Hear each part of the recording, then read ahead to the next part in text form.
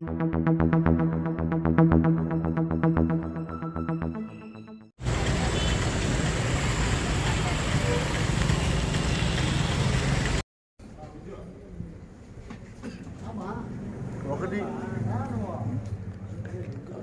మైనారిటీలను తీసుకొచ్చి మైనారిటీస్ అంతా కూడా వైఎస్ఆర్ కాంగ్రెస్ పార్టీకి అండగా ఉన్నారు. వాళ్ళని ఏదో ఒక రకంగా చీల్చాలి అంటే ఆయన ఇంకా ఒక మాట చెప్పాడు, ఏదది బట్ట కాల్చి మూసి మీద చేస్తే ముఖం తుడుచుకుంటే మసి అవుతుంది. అది మేము చేస్తూ ఉండే పని కదా, అది ఆయన చేస్తూ ఉండే పని. అది ఎందుకంటే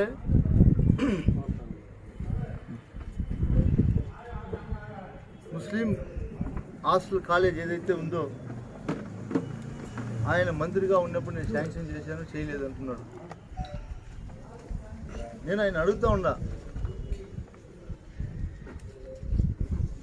ఏదైనా మాట్లాడితే కొన్ని విలువలు కాపాడుకునే విధంగా మాట్లాడండి.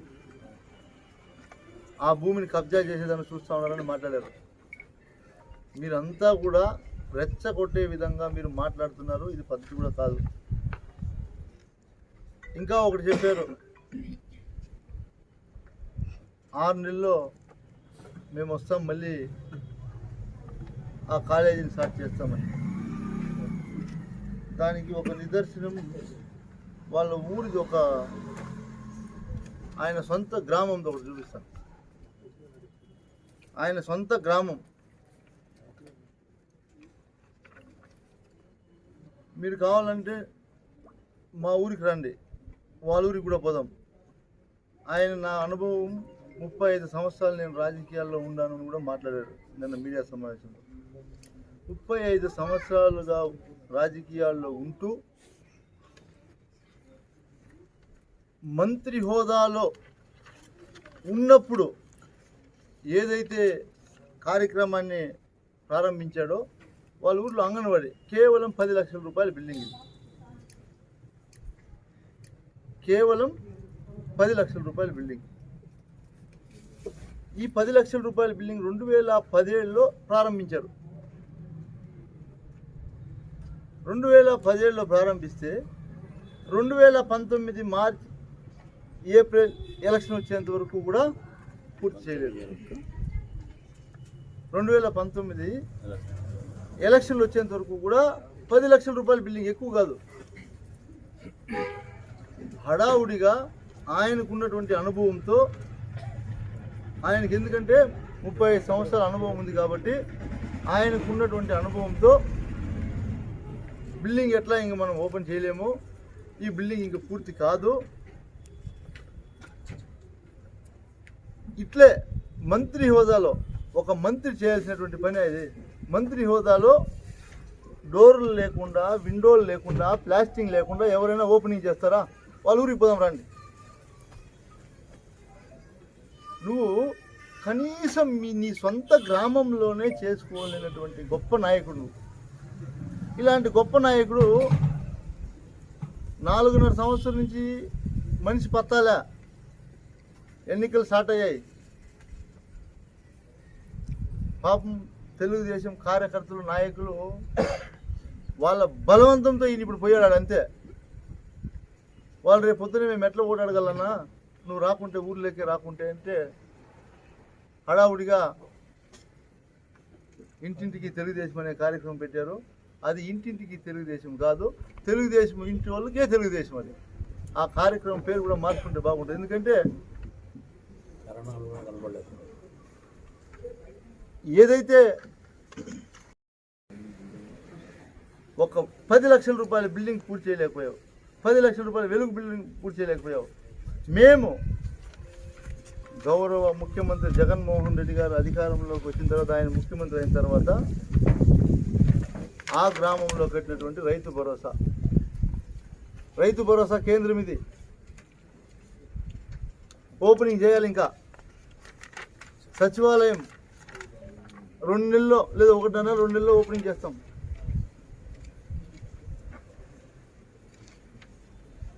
చేసి చూపిస్తాం. మీ ఊరిలో చేసి చూపిస్తాం. ప్రాంతాల వారిగా కులాల వారిగా రాజకీయం చేయటం అనేది తప్పు. మొట్టమొదటిగా మీకు ఒకటే చెప్తా ఉన్నా, మానుకోండి. ఎందుకంటే 18 కోట్ల రూపాయలు విలువ చేసే బిల్డింగ్ని నేను కడతా అని చెప్తున్నావు. కనీసం మీ ఊర్లో రోడ్ లేదు. నేను గడపడకపోతే వాళ్ళు వచ్చి మాకు రోడ్ వేయని అని అడిగారు.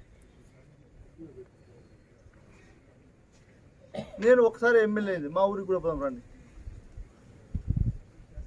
వాళ్ళ ఊర్లో ఆ ఇంటి వాళ్ళంతా వచ్చి మాకు రోడ్ వేయన్నా, మాకు రోడ్ లేదన్నారు.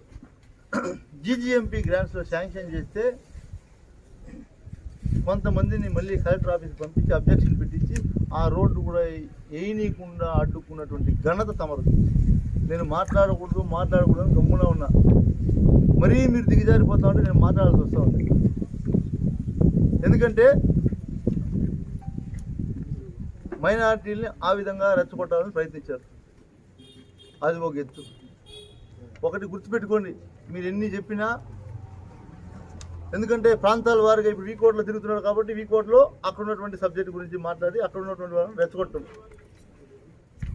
ఆయన మంత్రిగా ఉన్నప్పుడు ఉన్నటువంటి స్కూల్ ఎట్లుండింది, వాళ్ళ ఊళ్ళో స్కూల్ ఎట్లుండింది, వాళ్ళ ఊళ్ళో ఆయన నాకు 35 సంవత్సరాల అనుభవము రాజకీయము అన్నాడు. ఆయన మంత్రిగా ఉన్నప్పుడు వాళ్ళ ఊళ్ళో స్కూల్ ఎట్లుంది? నువ్వు 18 కోట్లు పెట్టి నువ్వు ఆడ కోట్లు వచ్చి చేసేస్తా ఉంటావు. కనీసం నీ సొంత ఊళ్ళో స్కూల్ కట్టించినవి కాలేదా నీ వల్ల?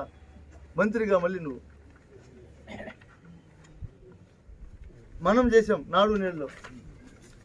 మనము శుద్ధగుండ్లపల్లిలో నాడు నేడు బిల్డింగ్ ఎట్లా చేసాం? ఏం మాట్లాడాడో నిన్న గౌరవ ముఖ్యమంత్రి గారు డబ్బులు ఇచ్చేస్తే సరిపోదు, పిల్లలకు చదువు కావాలి అని మాట్లాడావు. అంటే కేవలం ఒక ఉర్దూ హాస్టల్ కట్టేస్తే చదువు అయిపోదు కదా నేను చెప్పేది. కట్టాలా, దాన్ని కూడా మేము కడతాం. ఖచ్చితంగా ముఖ్యమంత్రి గారితో మాట్లాడతాం, ఖచ్చితంగా కట్టేస్తాం.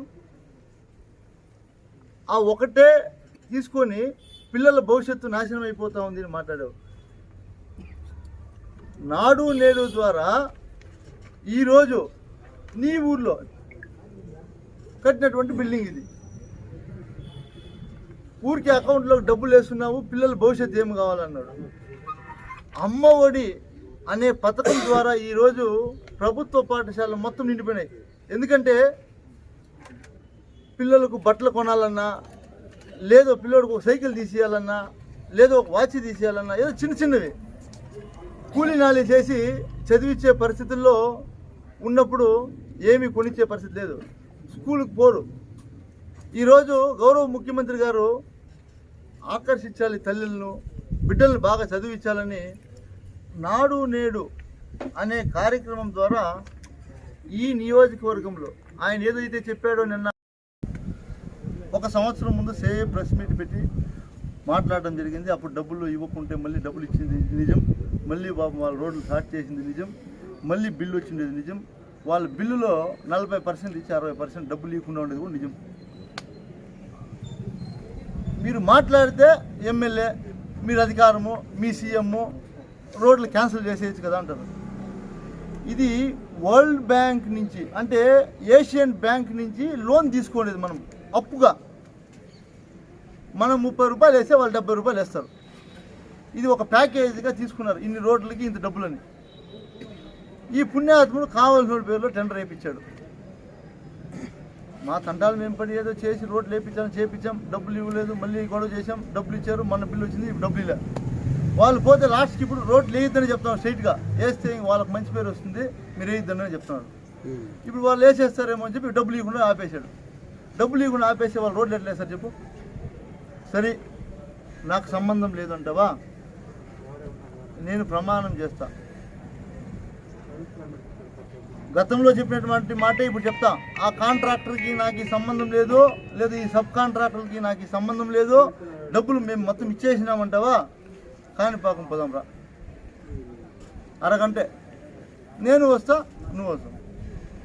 నువ్వు ఆ పక్క నిలుచుకొని నీ పక్క నిలుచుకుంటా.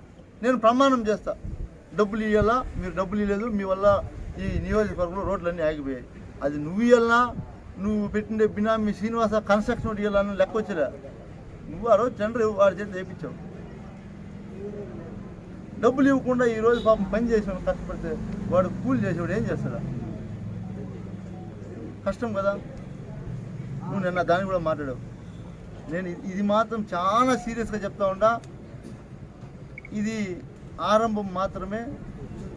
ఇంకా సెకండ్ లెవెల్లోకి వస్తే మాత్రం వేరే రకంగా ఉంటుంది. అయినంత తొందరగా కాంట్రాక్టు డబ్బులు కన్నా చెల్లించకపోతే అది వేరే రకంగా కూడా ఉంటుంది. లేదో నాకు సంబంధం లేదంటున్నారు కదా, పోదాం. నేను అడిగేది నిజమా కదా? నేనేం తప్పుగా మాట్లాడుతున్నానా? కాణిపాకం పోదాం.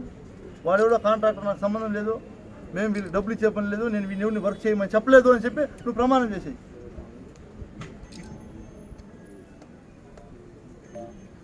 నేను ఇప్పుడు ప్రమాణం చేస్తా. నేను కన్నా ప్రమాణం చేయలేదంటే నేను రాజీనామా చేసి వెళ్ళిపోతానప్పా. నేను కన్నా ప్రమాణం చేయలేదంటే నేను రాజీనామా చేసి వెళ్ళిపోతాను. ఇంత మోసంగా ఇంత దిగజారిపోయి మాట్లాడితే నేను మీకు ఒకటే చెప్తా ఉండా. మీరు వాళ్ళు ఎవరు చెప్తా ఉంటారు, ఇంకా 5 నెలలు ఓపిక ఉండు, మేము వస్తామని. మీకేమన్నా కేంద్రం నుంచి ఎన్నికల కమిషనర్ ఏమన్నా ఫోన్ చేసి చెప్పినాడేమో నాకు తెలీదు.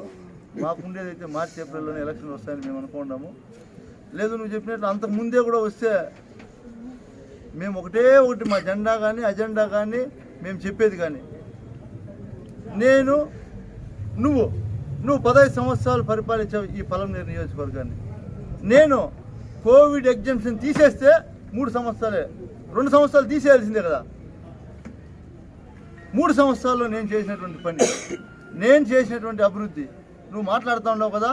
నేను ఏం చేశాను, ఏం అభివృద్ధి చేశానని పిన్ టు పిన్ నేను చూపిస్తా. చదువు గురించి మాట్లాడావు. ఆ చదువు కోసం 145 కోట్లు నాడు నేడు బిల్డింగ్లు ఖర్చు పెట్టాం. ఇప్పుడు 145 కోట్లు గౌరవ ముఖ్యమంత్రి గారు. నువ్వేం చెప్పావు? ముఖ్యమంత్రి డబ్బులు వేసేస్తున్నాడు అకౌంట్లోకి, పిల్లలకు చదువు కదా ముఖ్యమన్నాడు. చదువు కోసమే కదా ఈ 145 కోట్లు. నిజమా కాదా? నువ్వు కేవలం ఆడ ముస్లిమ్స్ని అంటే మైనారిటీస్ మా పార్టీకి అభిమానంగా ఉన్నారని చెప్పి వాళ్ళని రెచ్చగొట్టి వాళ్ళని విభజించాలనే ఒక రెచ్చగొట్టే విధానంతో మాట్లాడుతున్నావు. అది స్పష్టంగా తెలుస్తూ ఉంది నీ మాటల్లో. కాబట్టి ఇకనైనా మీరు మానుకోవాలి. తర్వాత ఇంకా ఒక ఆమె పాపము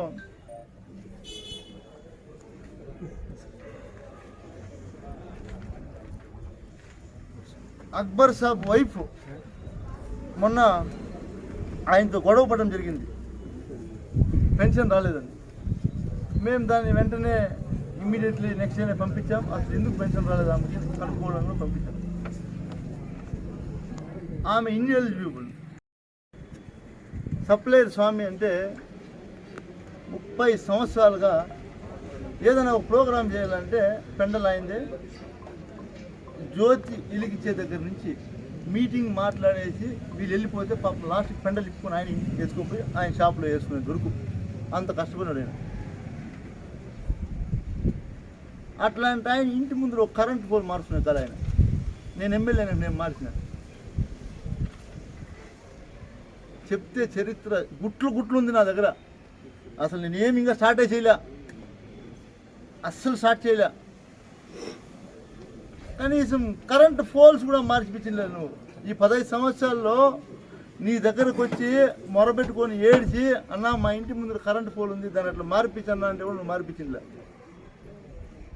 నేను చెప్తాను చాలా చిన్నవి, ఇంకా పెద్ద ఉన్నాయి నా దగ్గర. నువ్వు మాట్లాడుతా అంటే నేను రెడీ. కాబట్టి ఒకటే చెప్తాను, నువ్వు చేయలేదని చెప్పు, నేను ఒప్పుకుంటా. కాబట్టి గౌరవంగా మీ కార్యక్రమాలు మీరు జరపండి. ప్రభుత్వం మీద కానీ మా మీద కానీ ఆరోపణలు చేస్తే మీకు పద్ధతిగా ఉండదని కూడా నేను హెచ్చరిస్తూ ఉంటాను. దాని తర్వాత మీ ఇష్టం. నేను గౌరవంగానే ఈరోజు చెప్తున్నా. ఇప్పుడు మళ్ళీ చెప్తా ఉన్నా, నువ్వు ఏదన్నా మాట్లాడంటే నువ్వేం మాట్లాడు. వేరే ఓడి చేతితో మాట్లాడేసి నువ్వు చేతగానోడు అయిపోతావు చెప్తా ఉన్నా. ఎందుకంటే వాళ్ళకి ఏం తెలుసు, నువ్వు చెప్పింది వాళ్ళు మాట్లాడతాడు, ఏం మాట్లాడతాడు. ఇప్పుడు నేను కూడా చెప్తా, దీన్ని రాసిచ్చి దీన్ని మాట్లాడంటే బాబు వాళ్ళు మాట్లాడతారు. లాభం ఏమని చెప్పు, నువ్వు నేను కదా మాట్లాడుకోవాలా. కాబట్టి దయచేసి ఏదైనా ఉంటే మీరు తెలియపరిస్తే బాగుంటుంది. దయచేసి ఇంకా ఒకసారి దండం పెట్టి అడుక్కుంటా ఉండా, ఆ రోడ్లు వేసిన డబ్బులు ఇచ్చేస్తే పాపం మిగిలిన రోడ్లు వేయించుకుంటాం. పాపం దయచేసి మీకు దండం పెట్టి అడుక్కుంటా ఉండా, మీ ఎమ్మెల్యేగా నేను అడుక్కుంటా ఉండా, వాళ్ళ డబ్బులు వాళ్ళకి ఇచ్చేసి దయచేసి తొందరగా ఇస్తే ఆ రోడ్డు పనులు పూర్తి చేసుకుంటాం. ఎన్నికల్లో ఈసారి చంపదెబ్బ పడుతుందన్నావు, ఎవరు పడుతుందో ప్రజలు నిర్ణయించింది. నాకు చంపదెబ్బ పడితే నేను తప్పుడోడు అని నేను స్వీకరిస్తాను. ప్రజలు నాకు చంపదెబ్బ వేస్తే నేను స్వీకరిస్తా. ఎందుకంటే నాకు పదవి ఇచ్చారు, నన్ను ఎమ్మెల్యేని చేశారు, నాకు ఏమీ తెలియనప్పుడే నన్ను ఎమ్మెల్యేని చేశారు. ఈరోజు వాళ్ళు చంపదెబ్బిస్తే నేను స్వీకరిస్తా, సంతోషంగా స్వీకరిస్తా. అదేవిధంగా నీకు ఇస్తే నువ్వు సంతోషంగా స్వీకరించు, అంతే కదా. చంపదెబ్బ ఎవరికి పడుతుందో వెయిట్ అండ్ సీ. కొన్ని రోజులే, పెద్ద ఏం లేదు. ఇంకా ఆ చంపదెబ్బ ఎవరికి పడుతుంది అనేది కూడా ఎలక్షన్ తర్వాత తెలిసిపోతుంది.